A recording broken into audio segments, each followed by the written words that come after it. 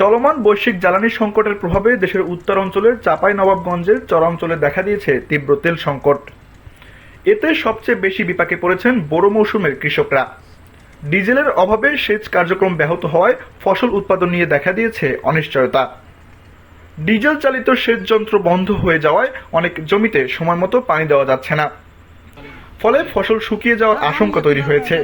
অনেকেই বাধ্য হয়ে খোলা বাজার থেকে বেশি দামে তেল কিনছেন, যা উৎপাদন খরচ কয়েক গুণ বাড়িয়ে দিয়েছে। প্রায় মোটামুটি 20 দিন থেকে তেল পাচ্ছি না, আর তেল না পেলে তো ধান করতে পারবো না। 5 দিন 6 দিন অন্তর পানি দিচ্ছি, তার 2 লিটার তেলে মানে কিছু রকমে আপনার পানিটা খালি গড়িয়ে দিয়ে এবার যে আপনার ধান হবে না। ধান যদি না করতে পারি তাহলে তো আমাদের মনে করো যে সারা বছরই শেষ। আমাদের জমিতে অনেক জমি তেলের অভাবে জমিটা ফাটে গেছে। এখন যদি তেল পানি দিতে যায় মানে আগে লাগতো 1 লিটার, এখন লাগে 3 লিটার 4 লিটারও তাও হচ্ছে না। তেলের এতে সংকট আমাদের এলাকাতে।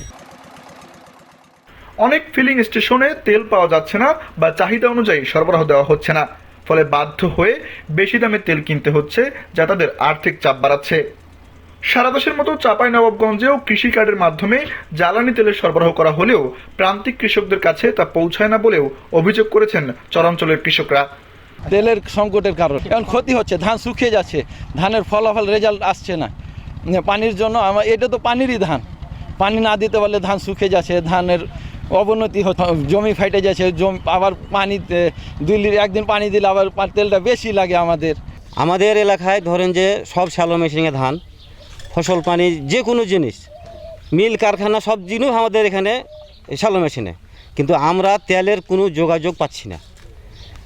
ভালো মন্দ সব কিছুতেই এখন ধরে আমাদের ধানের জমি সব ফেটে গেছে, পানি বেগর, তেল বেগর, পানি দিতে পারছে না।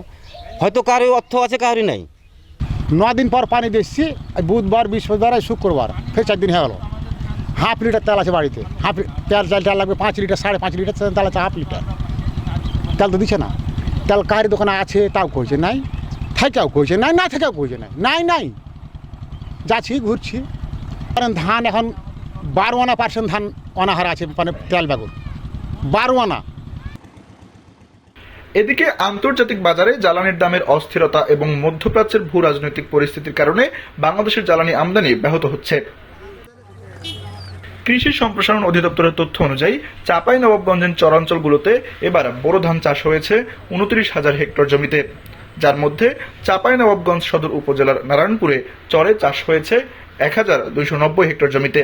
আমরা চাইব যে যাতে যত সহজে এবং কৃষকরা তেল সংগ্রহ করতে পারে, এই জন্য আমরা উপজেলা প্রশাসনের সাথে উপজেলা কৃষি অফিসার যৌথভাবে তাদের তেল বা জ্বালানি সংগ্রহ বিশেষ কার্ড প্রদান করা হচ্ছে।